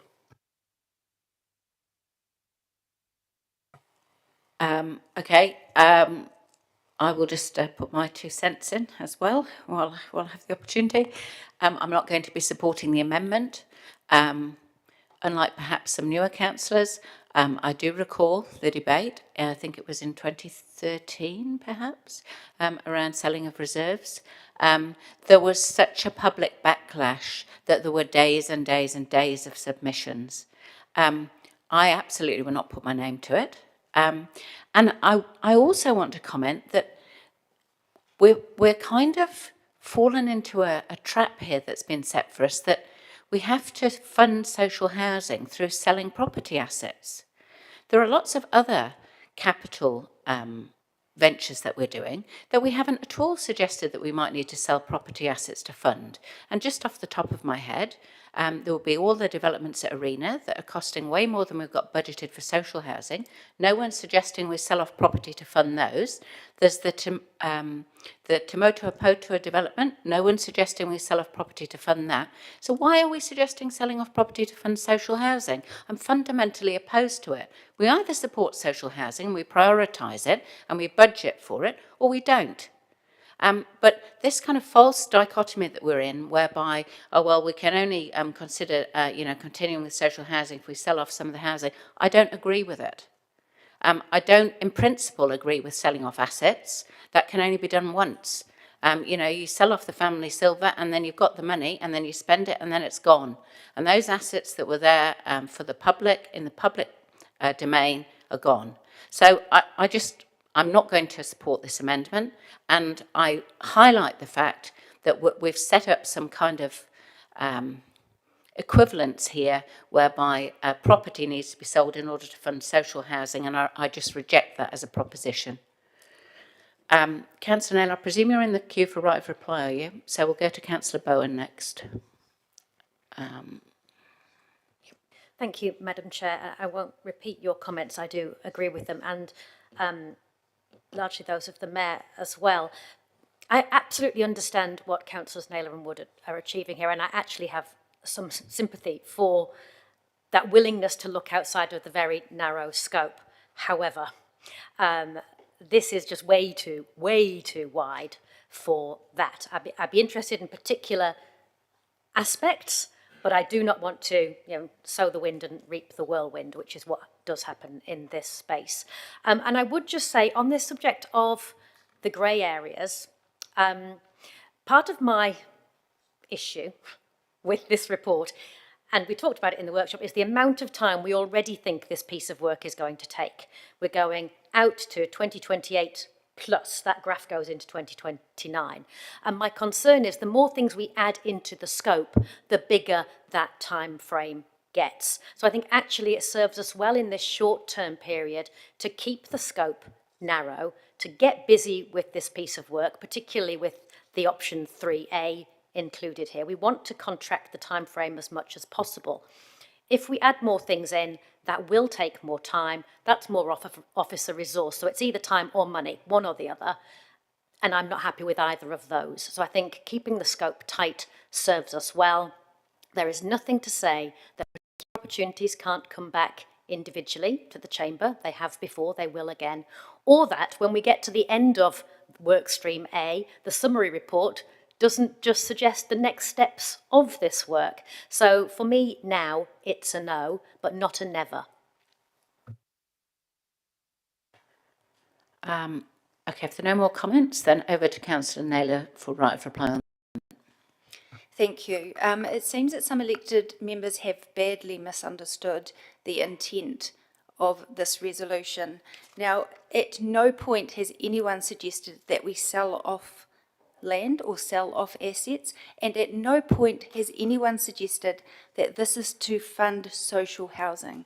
These were two completely separate pieces of work that officers have decided to bring to us together because there may be some synergies between them. But there was no commitment when myself and Councillor Harpiter moved the resolution to ask the CE to identify opportunities to leverage our assets for revenue, that revenue would only be for social housing. That revenue, if you look at the financial strategy in our long-term plan, that revenue is to help fund a whole lot of stuff that we have significant shortfalls in funding that our community have asked us to fund. So no, it's not that we're just singling out social housing. Officers have chosen to put these two work streams together in one report, which has perhaps blurred those boundaries and made some elected members assume that, and that's not the position I'm promoting today. It's for revenue. So if you look at page 248 under workstream B, the last paragraph there, the general intent of this review is to identify and benefit from opportunities for revenue generation through co-funding or other arrangements. Leveraging our assets does not equate to selling our assets. There are other ways that we can leverage our assets for revenue that may not include selling our assets. So I think it's really important not to make those assumptions. The reason why 11 years ago there was such a public backlash about what was proposed, because that's quite a different story. That was about selling off pieces of land, and there wasn't an attached purpose for the revenue for that land that was identified at that time to give any context to our community to motivate them at all to think that that was a good idea. If we are to propose to progress any of this work, we've got to be more open-minded colleagues, and we've got to not lock ourselves into presuming what that might mean and presuming our community will say the same thing that it may have said 11 years ago to a different question. So I would really urge you, following what the Mayor has said, if there's anything we've missed, we shouldn't lose sight of it. The best way that we don't lose sight of it is to include it in the scope. That does not commit us to any single thing. I think Councillor Wood has identified quite a number of opportunities that may be worth exploring. That doesn't mean that we're committing to those today. It means that we're asking our officers to be a little bit more broad-minded in what they may look to bring back to us to consider. So, colleagues, I do think our community has asked us to look more broadly than just doing the same as what we've always done, then we get the same outcome. That outcome for them at the moment is too weighty in terms of what it's costing them, and we've got to think more broadly in order to listen to what our community is asking us to do. I really urge you to support this amendment. Okay, let's take the vote on the amendment. So that's the amendment on recommendation 2 to council.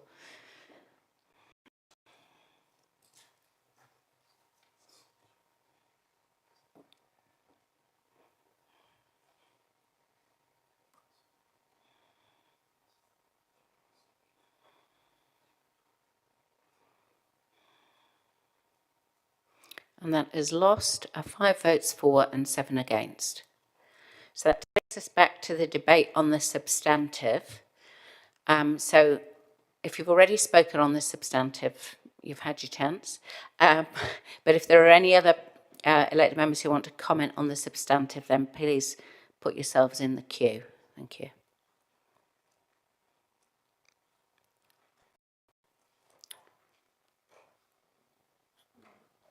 The Mayor. Madam Chair, I have another amendment. Okay. Well, I'm going to rescind my guarantee that we'll be out of here by 3 o'clock then. Thank you. So it's an amendment to number 2. Add under scope, workstream B, and any other bespoke leverage opportunity that the CE identifies. And it's moved by the Mayor and seconded by Leonie Halberter. I'll keep it very short, Madam Chair. Look, I think this is a bit more encompassing rather than just singling out educational. It's got nothing to do with funding social housing, but what it does do, I mean, there may be something here, and the officers behind me did indicate that there possibly could be something there, but I didn't want to put up recreational land because I know what the headline would be. So this is just really keeping an open mind to that, and I hope this way there may be nothing, there may be something, and it might be only one opportunity, who knows. Thank you. Okay, colleagues, we're now speaking to the amendment. So if you're in the queue, it's to speak to the amendment. Councillor Naylor. Thank you, Madam Chair. Yes, I'm very happy to support this amendment, and I think it goes a long way to achieving what I was really attempting in the last amendment, but does keep it broader. And I think in the discussion, some people mentioned things that were even in the operational space that could be worth considering. So I think broadening this up does keep the options open for officers to bring things back to us that could be sensible things for us to consider. So I'm really happy to support this. Councillor Bowen. Thank you, Chair. I think when I said it's no but not never, that might be the shortest never in history, because I think this is just sensible, gives the opportunity for us to bring something back if they see value in it and if it meets the criteria more broadly set in the terms of reference. So, yeah, happy to support that one. Any other speakers? Okay, right, well, we will now vote on the amendment. So, hang on a minute, we're just...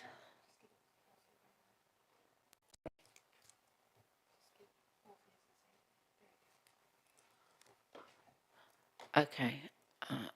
Right, so we'll now vote on the amendment and any other bespoke leverage opportunity that the Chief Executive identified.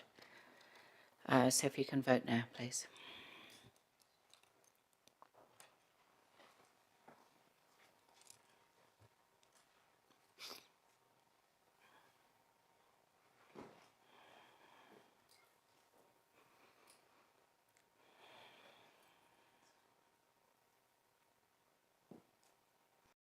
And that is carried 11 votes for and 1 against. So that takes us back to the debate on the substantive. So if you wish to make a comment on the substantive and you haven't already made one, please put yourself in the queue. Councillor Wood, hopefully you don't have another amendment. Okay, good. Thank you, Madam Chair. Just to speak to the substantive, firstly, so I'm thankful for the Mayor for putting up his amendment and perhaps is greater political savvy than Councillor Naylor and myself in getting something that's acceptable, so well done. On the social housing review, I just have to reject a little bit the assertion that was made when this was put that, you know, some councillors are just doing it because they want to make more revenue out of it. My only goal, and the only thing I will be considering through this review of social housing, is the delivery of more housing. I'll make that very clear to all councillors today. My cards are on the table. And to do that, we need more money. We need more capital. We need more operational revenue. We need all of those things. And so my only appetite here is to deliver more social housing. And when I look at the terms of reference that are outlined here, how well council's housing objectives can be delivered, the financial implications, opportunity for better efficiency, social and economic impacts, all of those are positive things at looking how we can deliver more. So that is my commitment in supporting the social housing review. In terms of the third, I won't be supporting number 3, and I'd ask for it to be separated, and will indicate to the Chamber if it fails I'd be more than willing to move 3B as outlined in the papers. I'll explain why. The Chair alluded in her opening comments that she would rather we just got on and built housing, and I completely agree. I do not see, councillors, why we have to stop ourselves from building more housing while we go through what will admittedly be, and what needs to be, a comprehensive review. I see no reason that the 50 people who could be in warm, dry homes in 2 or 3 years should have to wait 5 or 6 years for that to happen. And the only thing stopping that from happening is us at this table today. There is nothing that says if we lifted that report from the table and chose to build it in-house and then say the result of the review was we put it into a CCO, that it couldn't then be moved into a CCO. There's nothing to say that we lift that report off the table and we decided for somebody else to build it and operate it, that then we couldn't look at the rest of our social housing models. The Chair warned of the iniquities of different delivery models. Well, in my eyes, the iniquity that 3 causes is 50 people are either in housing or not in housing. And I think that is a far greater concern than the model in which they live under. So I think this is a very simple question, councillors. We are getting in our own way here. Let's lift the report from the table, look at the options in front of us, and then make a decision in terms of getting this project off the ground. Councillor Barrett quite wisely put, I recall in the workshop, that he felt it was a great shame we didn't just roll straight from Papuia Place into building Summerhays, and I completely agree with him. But we have done that. We are responsible for that. And so I think it both can be true. I can both support doing a review of our social housing and also want to get on and build some housing. It can be done. We can walk and chew gum at the same time. I don't see why we have to stop ourselves. So please, councillors, vote down what was put up in 3 and support at least lifting the report from the table and considering it. It is the right thing to do. This work's going to take years, and it seems a shame to make people wait for political reasons for warm and dry housing when we could just get on and do it.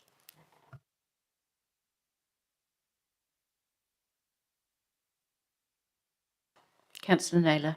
Thank you. I'd also just like to speak to recommendation 3, which I will also not be supporting.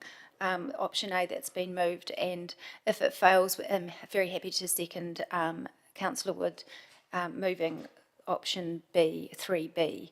My reason for that is I'm also really motivated to progress the work at Summerhays, and also it's outlined in the paper some of those opportunities. The CE has engaged with a number of other parties who are interested. look, if we pause that for too long, those opportunities may go away. And I think this is a really good opportunity where we can do something a little bit different to how we've done it before. The opportunities are outlined on page 245, and those include actually partners who front up the cash. So, you know, choosing 3B today doesn't decide which of those options, but some of those options actually didn't rely on 100% ratepayer funding. So I'm absolutely interested in seeing some of this work progressed in parallel to the other two work streams that are outlined in the first two recommendations. So very much strongly support the 3B option, and will be voting against 3A. Councillor Hancock. Yeah, thanks, Madam Chair. I will actually support the 3A as has been outlined. And the reason for that really is that, you know, we have collectively actually decided to follow a methodology and a process which hopefully will bring us to a place of good decision. So I'd hate to live with poor consequences. Thank you. Councillor Meehan. Thank you, Madam Chair. I just want to say that I won't support 3A. I'd support what Councillor Woods put forward, and the reason being is we had a situation today with community gardens, and we said about cutting red tape. I think we're creating red tape here by dragging it out. Let's get on with it and get it done. Thank you. Okay, I'll exercise right of reply. It seems that the sticking point is around Summerhays. So just to remind you, councillors, that we could have got on and built housing in Summerhays had not some of you wanted to have a different model for Summerhays. We had money in the plan for Summerhays. We had $14 million to get started with it as a council initiative, and we could have done that. The reason we didn't do it was because some people around the table wanted to get private people to build the houses, or community housing trust to build the houses, or for us to gift the land to those companies, for them to build the houses that they may or may not then subsequently keep in social housing. There were all sorts of pitfalls with those opportunities, and that's why we asked for a review of the whole social housing modelling. So I was perfectly happy for us to continue with the in-house model of delivery, for us to continue with building social housing, which we'd successfully done at Papaioa Place, which we used to leverage external funding from government, so it wasn't all ratepayer money, and that could have perfectly easily been done. But some people were after saving money on social housing, which seems to be a very regular theme around this table, and that is the cause of the procrastination. So you can shake your head, Councillor Wood, but that is the truth. Thank you, Councillor Finlay. So as far as I'm concerned, it's all very well trying to claim the moral high ground now, but these delays were caused by people trying to save money on social housing instead of prioritising it, as we always have done in this council. And I'm finding this a very frustrating process where every few years in council we have to defend social housing from a sell-off or from giving it away to a commercial or a social housing trust, instead of acknowledging that we've got an excellent model that works extremely well for our people, that is the envy of many councils around the country. So I'm not actually very keen that we do reconsider the model, but I would rather that than that we go for some kind of ad hoc arrangement at Summerhays Street. I do hope that you have a legitimate point of order, Councillor Naylor. What is it?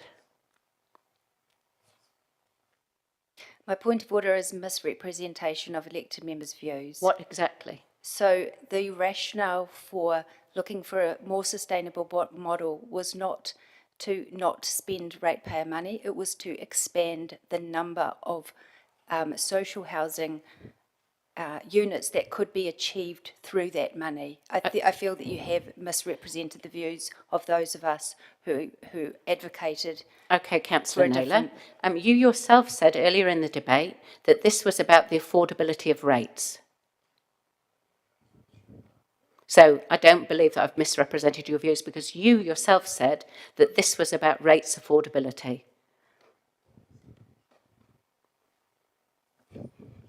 Sorry. So I'm referencing the decision back that you've blamed the delay on those of us who looked for a different model. The rationale for that was to be able to deliver more social housing. It wasn't not to utilise ratepayer funding. Well, it's very difficult for me to dispute that at this point without going back to the recording. But my memory of the rationale that was put forward at the time was that you disagreed with ratepayer funding of social housing and wanted to reduce it. Okay, we'll agree to disagree on that. So to get back to the point on the table, ultimately what this is about and what we're voting on is whether or not we are going to delay doing redevelopment at Summerhays until we have a review of the social housing delivery model, or whether we're going to do the two things in parallel. I would counsel that it's more sensible, since we've taken the path already, to wait until we have the review and to have everything in a comprehensive way and not have two separate models going ahead. So ultimately it's down to you, councillors, whatever you think is best. So we will first of all vote on recommendation to Community Committee and then the two recommendations to Council, and then we'll take 3A separately as requested.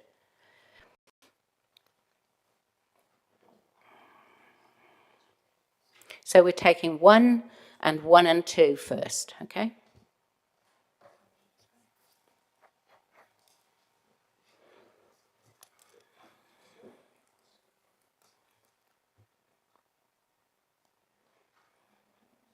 And that is carried, 11 votes for and none against. And now we will take 3A.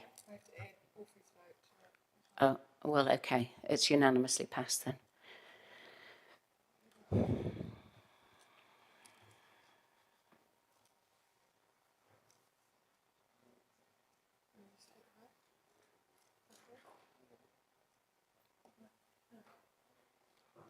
So we'll now take the vote on 3A, as is on the screen.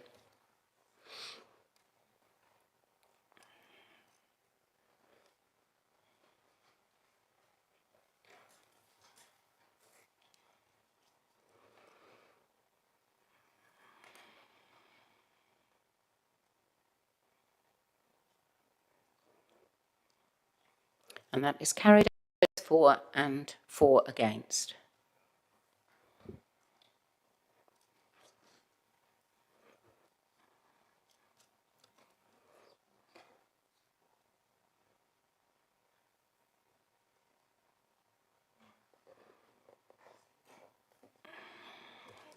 Okay, that takes us to item 10, which is the work schedule.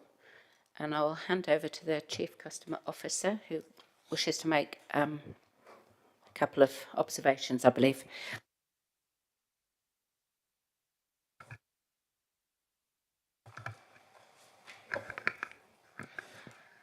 Kia ora koutou. Just that you'll see that there's been some amendments that the individual youth reports that were singled out, we're going to merge them and put them all into the one report for you all.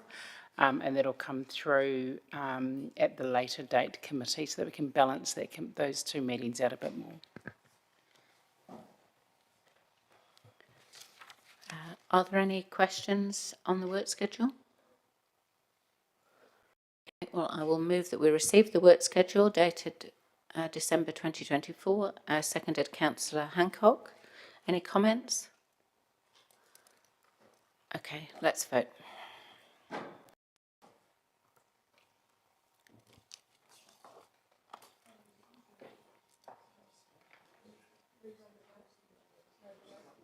You don't have the opportunity of abstaining.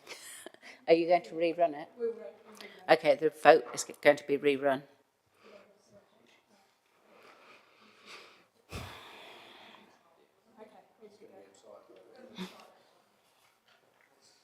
We'll run it again.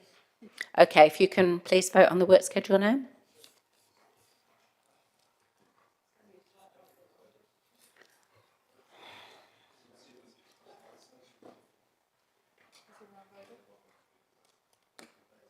Have you all voted?